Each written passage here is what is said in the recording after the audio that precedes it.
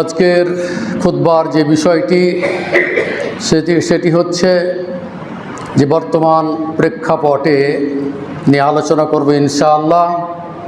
যে অধিকাংশ মানুষ কি কারণে জাহান্নামে যাবে এই বিষয়ের উপরে আলোচনা করব ইনশাআল্লাহ তাআলা।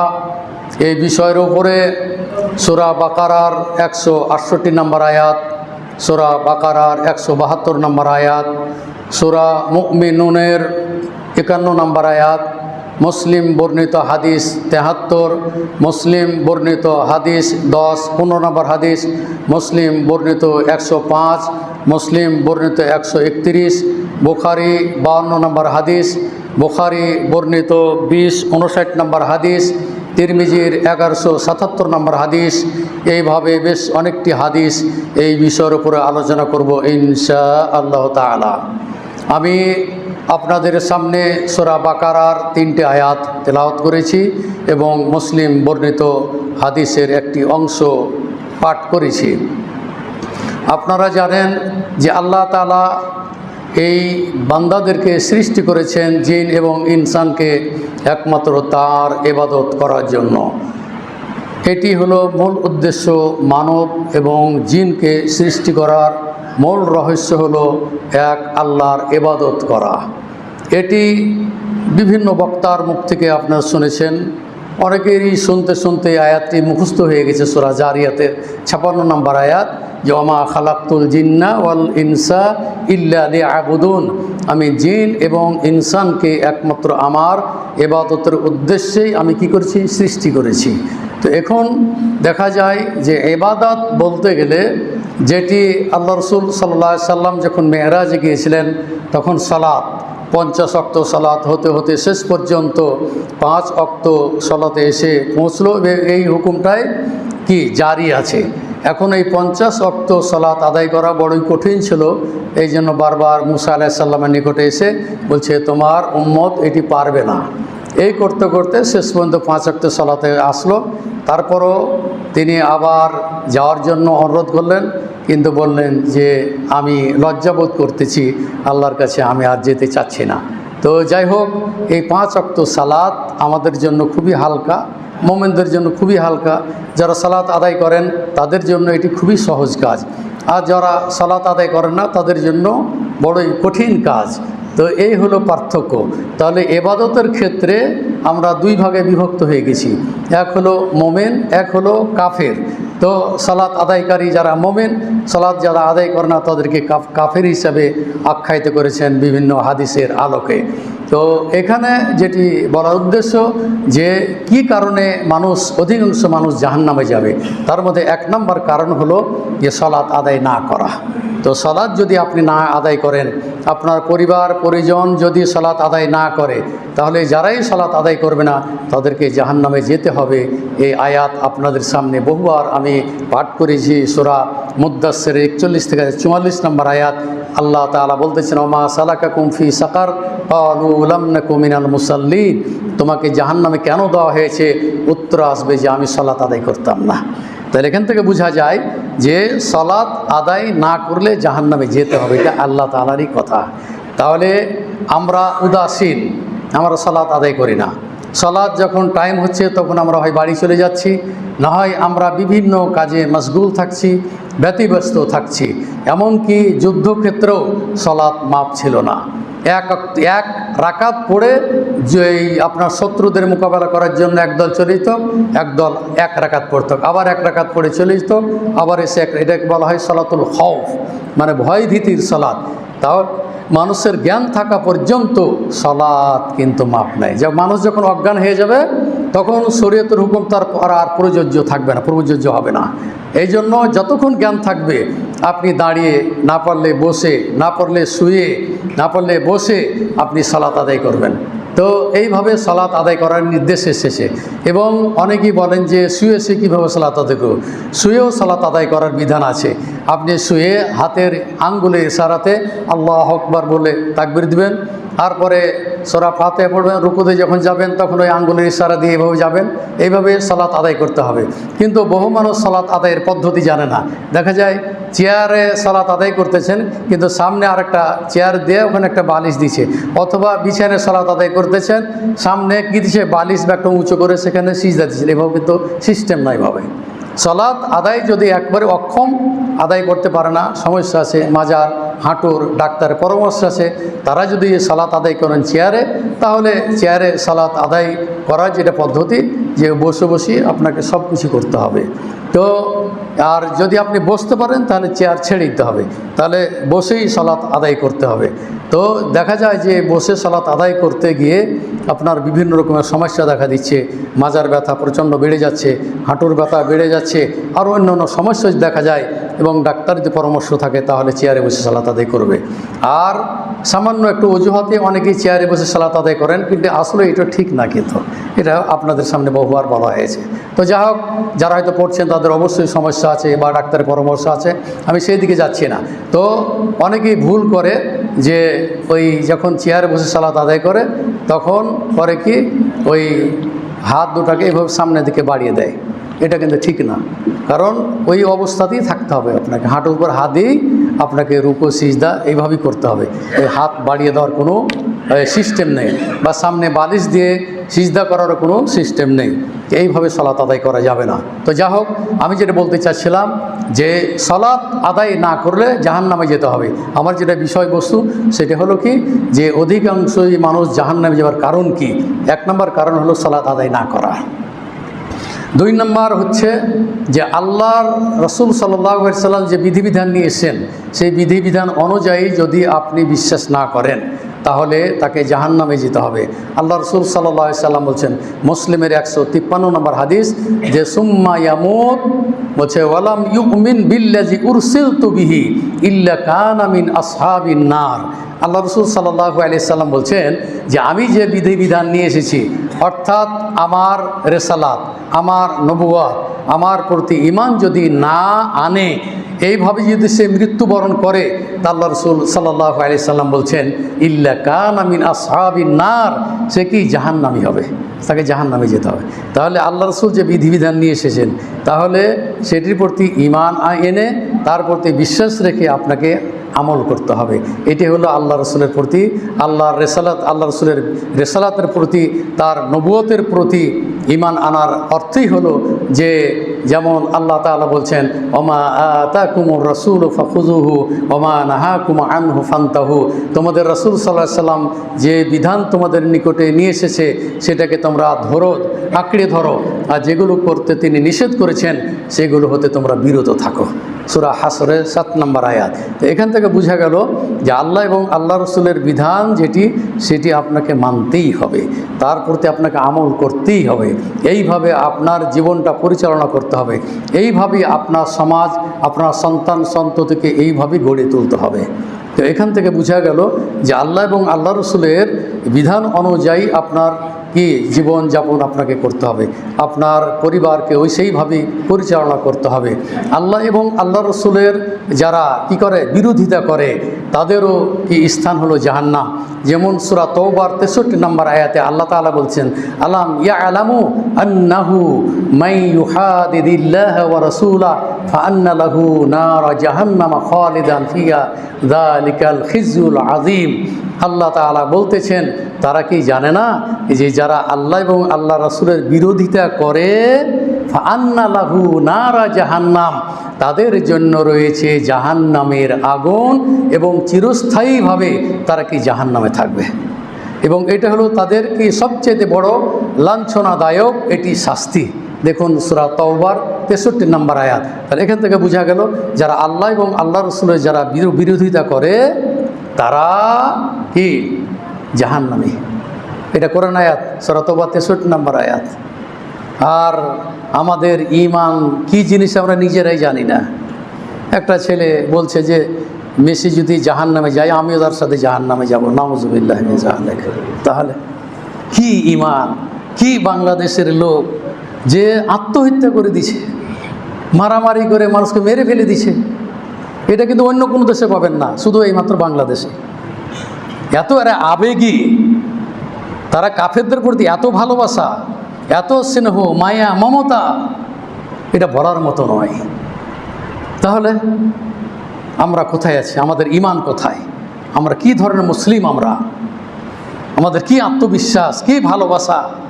আচ্ছা, আপনাদের সামনে আপনারা সেই সমাজ যুবকেরা আমার বক্তব্য শুনছে, তাদের উদ্দেশ্যে আমি বহুবার বলেছি যে লা তাত্তাখিযুল ইয়াহুদা ওয়ান নাসারা আউলিয়া, তোমরা ইহুদ এবং নাসারাদেরকে বন্ধু হিসাবে গ্রহণ করে না। এরা চিরশত্রু, এরা এক অপরের বন্ধু। এক কথা বলবে, আবার বিকেলে আর এক কথা উল্টি দিবে। এরা হলো বেঈমান, এরা হলো মুনাফিক। আপনারা দেখছেন স্বচক্ষে, বাস্তব আমরা এগুলো দেখতে পাচ্ছি যে কাফেররা, তাদের কথার কোনো দাম নেই। একটা বলছে, আবার তার পরের দিনে আবার উল্টো করে আবার কি করতেছে, তার বিরুদ্ধাচরণ করছে, উল্টা কাজ করতেছে। তো এই হলো কাফের। এবং আরও বেশ যে ধরনের কাফের আছে, তারা বলছে আমাদের এই রাষ্ট্রটা হলো ইহুদি রাষ্ট্র। তাহলে এই ইহুদি এই খেলোয়াড়দেরকে নিয়ে আপনার কিসের গর্ব? এত কী লাভ হবে? এই কয়দিনের তামাশা, খেল তামাশা দুনিয়া। ইন্নাহু লাইবুন ওয়া লাহবুন, দুনিয়াটা খেল তামাশা। তাই আপনারা খেল তামাশা করতেছেন, কিছুই বুঝতেছে না। যারা কি এই ধরনের খেলা দেখে না, তারা কি বেঁচে নাই? কেন এত কেন মারামারি, হানাহানি, কাটাকাটি, আত্মহত্যা করা? এই কী ধরনের? তোমরা মুসলিম, তোমাদের আসলে ভিতরে কোনো মুসলমানের কোনো রক্ত নেই। যাই হোক, আমি যেটা বলতে চাচ্ছিলাম যে আল্লাহ এবং আল্লাহ রসুলের সাথে যারা বিরোধিতা করবে, তাদের স্থান হলো জাহান্নাম। সূরা তওবার 63 নম্বর আয়াত। আপনাদেরকে আয়াত এবং হাদিস নাম্বার আমি দিয়ে দিচ্ছি। আমার বক্তব্য যারা নোট করবেন তারা আমার বক্তব্য শুনেন এবং মিলেন। একটা বিষয় তৈরি করতে বহু পরিশ্রম লাগে, আয়াত সংযোজন করতে হবে। বিষয়ভিত্তিক আলোচনা করলে ওই বিষয়ের উপরে আপনাকে আয়াত নিয়ে আসতে হবে। তাহলে দ্বিতীয় কারণ যেটি বললাম যে আল্লাহ এবং আল্লাহ, তৃতীয় কারণ যেটি বললাম যে আল্লাহ এবং আল্লাহ রসুলের সাথে কী করা? বিরোধিতা করা। যদি এরূপ কেউ করে তাহলে তার স্থান হলো জাহান্নাম। এবং রাসূলুল্লাহ সাল্লাল্লাহু আলাইহি ওয়াসাল্লামকে, তার বিধানকে যারা অস্বীকার করবে, আল্লাহ রসুল সাল্লাল্লাহু আলাইহি সাল্লাম বলছেন কুল্লু উম্মতি ইয়াদখুলুনাল জান্নাহ, বলছে আমার উম্মতের সকল মানুষ জান্নাতে যাবে, ইল্লা মান আবা, যে জান্নাতে যেতে অস্বীকারী সে ব্যতীত। ফাকিলা ইয়া রাসূলুল্লাহ মান আবা, সাহাবারা জিজ্ঞেস করলেন, হে আল্লাহ রসুল, জান্নাতে যেতে কে অস্বীকার করে? তা আল্লাহ রসুল বলছেন মান আতাআনি দাখালাল জান্নাহ ওয়া মান আসানি ফাকাদ আবা। আল্লাহ রসুল সাল্লাল্লাহু আলাইহি সাল্লাম বলছেন, যে আমার আনুগত্য করলো সে আমার সাথে জান্নাতে যাবে, আর যে আমার এই শরীয়ত, আমার এই বিধিবিধানকে যারা অস্বীকার করলো সে জাহান্নামে যাবে। সেই হলো অস্বীকারী। তাহলে আল্লাহ এবং আল্লাহর রসুলের বিধিবিধানকে কোনো ক্রমে অস্বীকার করা যাবে না এবং আপনার জীবনে সেটি বাস্তবায়ন করতেই হবে। এটি হলো নির্দেশ উম্মতে মুহাম্মদের জন্য। তা আল্লাহ এবং আল্লাহ রসুল এটাই নির্দেশ দিয়েছেন। এরপরে দেখা গেল যে হালাল হারাম, হালালের ব্যাপারে আপনাদের সামনে আয়াত তেলাওয়াত করেছি। সাধারণ মানুষকে আল্লাহ তাআলা বলতেছেন ডেকে, ইয়া আইয়ুহান নাস বলা হয়েছে, কিন্তু মুমিন বলা হয় না। ইয়া আইয়ুহান নাস কুলু মিম্মা ফিল আরদি হালালান তাইয়্যিবা, তোমার জমিনে উৎপাদিত হালাল বস্তু তোমরা ভক্ষণ করো। তাহলে এই জমিনে যে উৎপাদিত যে সমস্ত জিনিসগুলো আছে সেগুলো হালাল হারামও আছে।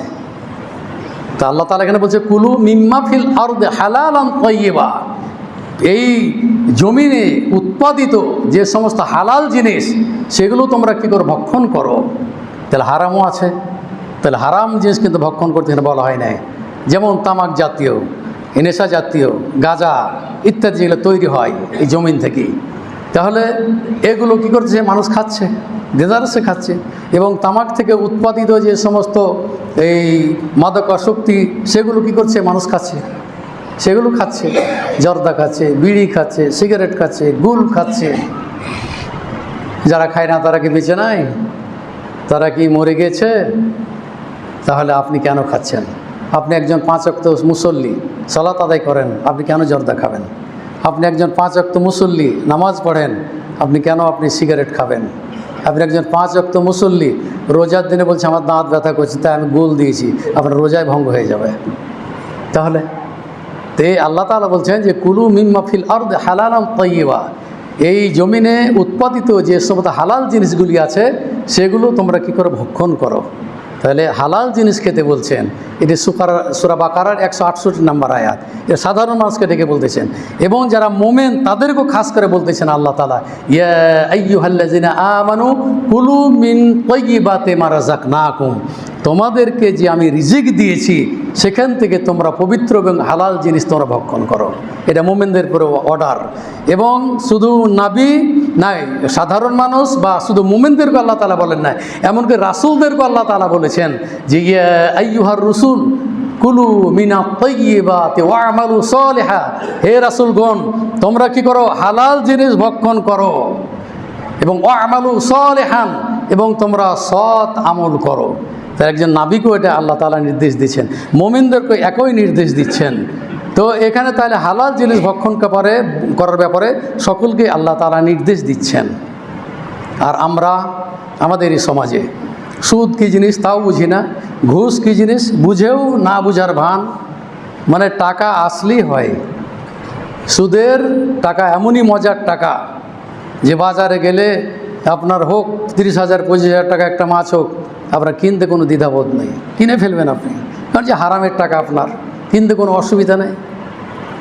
তাহলে এই যে সুদ থেকে অধিকাংশ মানুষ বের হতে পারছে না এখনও, সুদ থেকে অধিকাংশ মানুষ এখনও বের হতে পারছে না। বহু আজ শুনছে অন্যায়ভাবে আপনি ঘুষ খাচ্ছেন, জুলুম, আপনি হলো জালেম, আর যার কাছ থেকে নিচ্ছেন হলো মাজলুম। তো আপনি জুলুমবাজ, আর এই জুলুমবাজ কোনোদিন জান্নাতে যাবে না, এর স্থান হলো কি জাহান্নাম। এবং আপনি যদি জেনে শুনে হারাম খান, সুদ খান, ঘুষ খান, তাহলে আপনার স্থান হলো কি জাহান্নাম, আপনার স্থান জাহান্নাম। তাহলে অধিকাংশ মানুষ যে কারণে জাহান্নামে যাবে তার মধ্যে হলো একটি হলো কি, যে সুদ খাওয়া, সুদ দেওয়া, ঘুষ খাওয়া, তারপরে অন্যায় করা, মানুষদের উপরে জুলুম করা, অত্যাচার করা, এগুলোর কারণই হচ্ছে কি জাহান্নামে যাওয়ার একটি স্থান। তাহলে এগুলো আপনারা শুনছেন, তারপর কেন আমরা সুদ আমরা পরিত্যাগ করতে পারছি না? আমরা আমার সম্পত্তির সাথে, আমার টাকা পয়সার সাথে সুদের টাকা মিশ্রিত, আপনাকে পরিত্যাগ করতে হবে। যেদিন থেকে বক্তব্য শুনেন আপনাকে পরিত্যাগ করতে হবে, বেঁচে থাকার চেষ্টা করতে হবে। হালাল জিনিস খেয়ে মরুন, হালাল জিনিস খেয়ে মরলে আল্লাহ তাআলা আপনাকে পরিত্রাণ দেবেন কবর থেকে।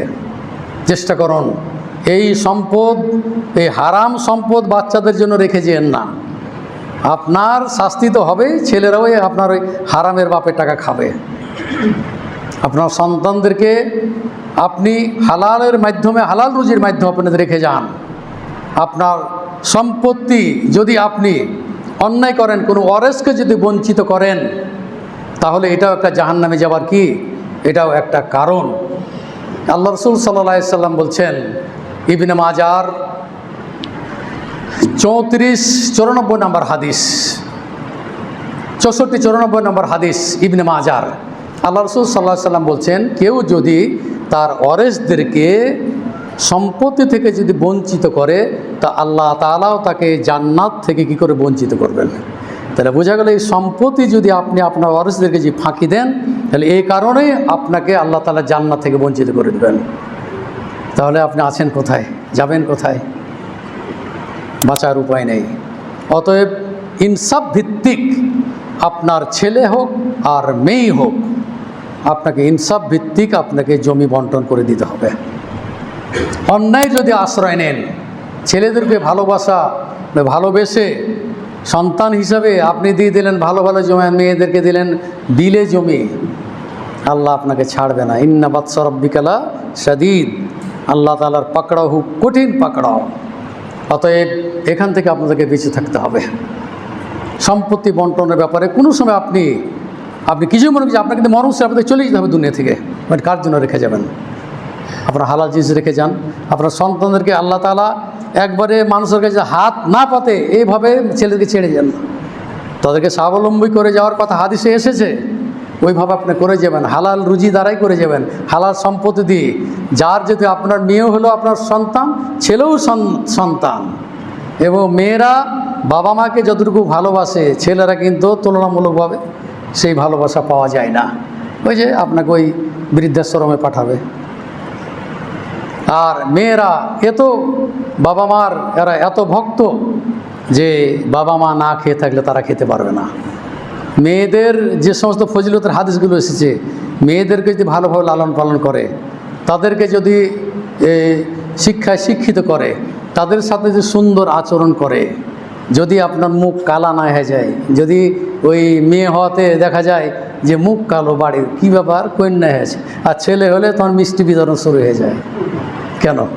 হচ্ছে আল্লাহ রসুল সাল্লাল্লাহু আলাইহি সাল্লাম বলছেন, মান তারাব্বা মানকে মানে আলা জারিয়া তাইনে, যার দুইটি কন্যা সন্তান আছে, যদি ভালোভাবে লালন পালন করে, তা আল্লাহ রসুল সাল্লাল্লাহু আলাইহি সাল্লাম বলছেন কন্যা সিতরাম মিনান নার, আল্লাহ তাআলা ওই কন্যারাই আপনার জাহান্নামের প্রতিবন্ধক হবে। তাহলে ফজিলত আছে কেন? নাই, আছে। তা আল্লাহ রসুল সাল্লাল্লাহু আলাইহি সাল্লামের নিকটে একজন ওই আসলেন একটা মিসকিনা আয়েশার নিকটে, তারপর কিছু চাইলেও বলছে মা ইনদে গায়রা তামরাতিন ওয়াহিদা, একটি খেজুর ছাড়া আমার কিছু ছিল না। তো আতাইতুহা ইয়াহা, বলছে আমি ওই খেজুরটাও ওই মিসকিন মহিলাকে দিয়ে দিলাম। কাসামাত বাইনা ইবনাতাইহা, তারপরে ওই দুই কন্যার মাঝে কী করলো, বিতরণ করে দিল, অর্ধেক ভেঙে ওকে দিল, অর্ধেক ভেঙে। বললাম তাকুল মিনহা শাইয়া, আর ওই মিসকিনা মহিলাটি কিন্তু কিছু খেলে না, সেও তো ক্ষুধার্ত। এমন তো অবস্থা আল্লাহ রসুল চলে আসলেন। ফাখারাজাত কামাত ফাখারাজাত, মহিলাটি কী হলো, বের হয়ে চলে গেল। ইতিমধ্যে রাসূলুল্লাহ সাল্লাল্লাহু আলাইহি ওয়াসাল্লাম আসলেন। আসার পরে আয়েশা বলছেন ফাহাদ্দাসতুহু, আমি আল্লাহ রসুলকে এই ঘটনাটি আমি শুনালাম। তারপর আল্লাহ রসুল সাল্লাল্লাহু আলাইহি সাল্লাম বলছেন যে মানিবতুলিয়া হাযিহিল বানাত শাইউন, বলছে যদি এই মেয়েদেরকে প্রতিপালন করার জন্য সে যদি বিপদের মুখোমুখি হয় এবং সে যদি ধৈর্য ধারণ করে, মেয়েদের প্রতি ভালো আচরণ করে, ভালো ব্যবহার করে, তা আল্লাহ রসুল সাল্লাল্লাহু আলাইহি সাল্লাম বলছেন কন্যা সিতরাম মিনান নার, এই কন্যারাই হবে তার জন্য কি জাহান্নামের প্রতিবন্ধক হবে। তাহলে আপনি মেয়েকে ফাঁকি দিয়েছেন কেন?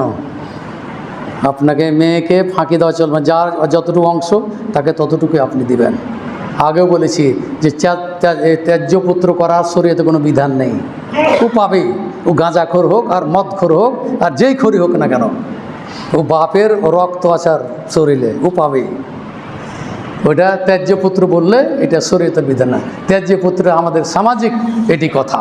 তো যা হোক, আমি যেটা বলতে চাচ্ছিলাম যে কারণে অধিকাংশ মানুষ জাহান্নামে যাবে, তার মধ্যে এটি একটি হলো যে সম্পদ বন্টন যদি আপনি ঠিক মতো না করেন, তাহলে আপনাকে ওই কারণে জাহান্নামে যেতে হবে।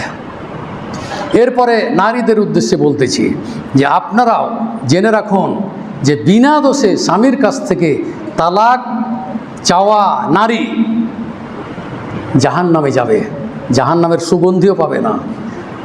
তো দেখা যায় এখন বর্তমান যুগে মহিলারা যখন তখন স্বামীকে তালাক দিয়ে দিচ্ছে, স্বামীর কাছ থেকে তালাক চাচ্ছে, কিছু একটু হচ্ছে তর্ক বিতর্কে পর্যায়ে বলছে তোমার ভাত খাবো না আমি। এটা কিন্তু শরীয়ত না, ওখানে ধৈর্য ধারণ করতে হবে। তুমি বিবাহিত একজন মহিলা, তুমি স্বামীর ঘরে এসেছো, ধৈর্যের সাথে স্বামীর সাথে বসবাস করতে হবে। আর তুমি ওই ফেসবুক দেখছো, অশ্লীল ছবি দেখছো, অশ্লীলতা দেখতেছো, দেখে ইন্ডিয়ার সমস্ত এই সিরিজগুলো তোমরা দেখতেছো, দেখে কে কার স্বামী, কার সঙ্গে কে চলেছে, কার সঙ্গে সে ঘর করতেছে, এই ধরনের শিক্ষা গ্রহণ করার কারণে, এই ধরনের এই অশ্লীলতার কারণে আজকে মেয়েরা স্বামীদেরকে যখন তখন তালাক চাচ্ছে, যে তালাক দিয়ে চলে যাচ্ছে। বলছে আল্লাহ রসুল সাল্লাল্লাহু আলাইহি সাল্লাম বলছেন আইয়ুমা ইমরাআতিন সাআলাত তালাক যাওজাহা তালাকান ফি গায়রি মা বাআসিন ফাহারামুন আলাইহা রাইহাতুল জান্নাহ, তিরমিজির 11-70 নম্বর হাদিস।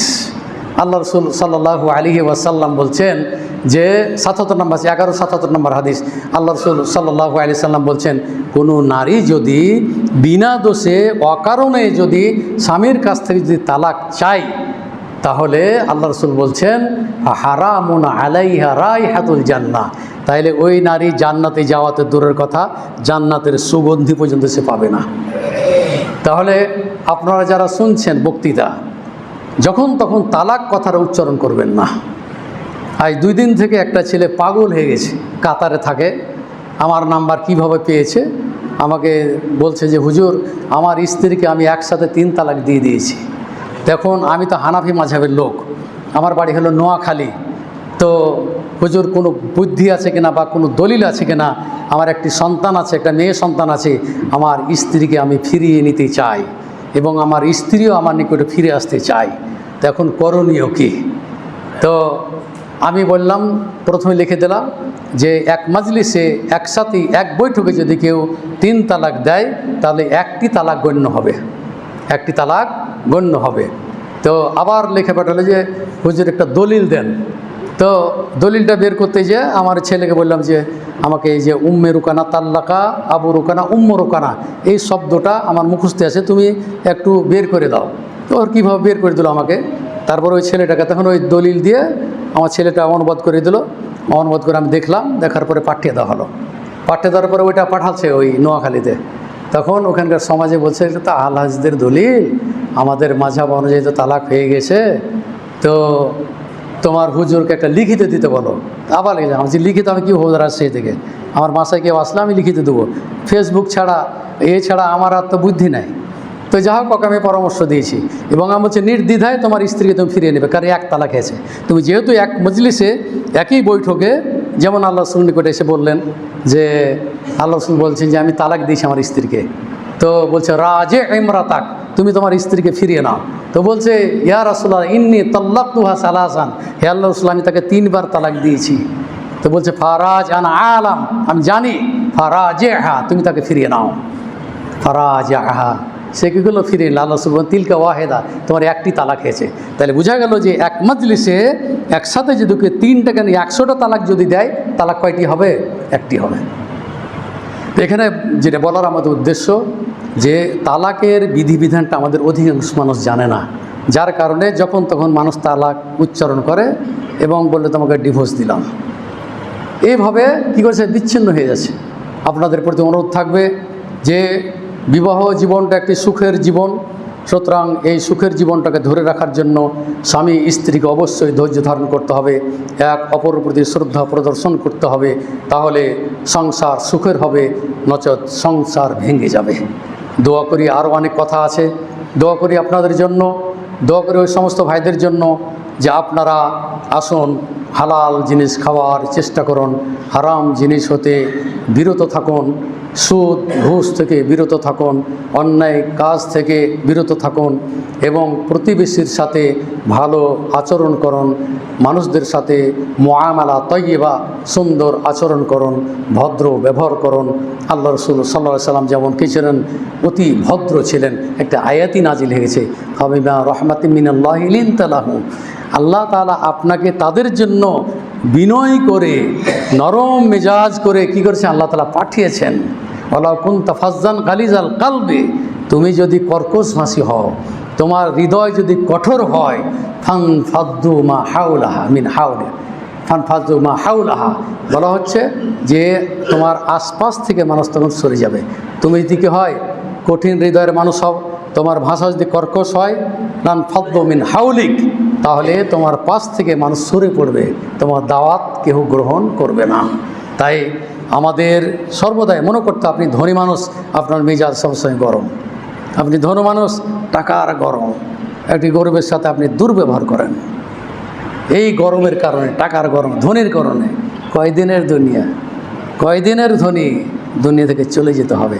অতএব বদমেজাজি লোক জান্নাতে যাবে না, আল্লাহ রাসূলের কথা, বদমেজাজি লোক জান্নাতে যাবে না, উগ্র মেজাজি লোক জান্নাতে যাবে না, গীবতকারী পরনিন্দাকারী জান্নাতে যাবে না, বহু হাদিস আছে।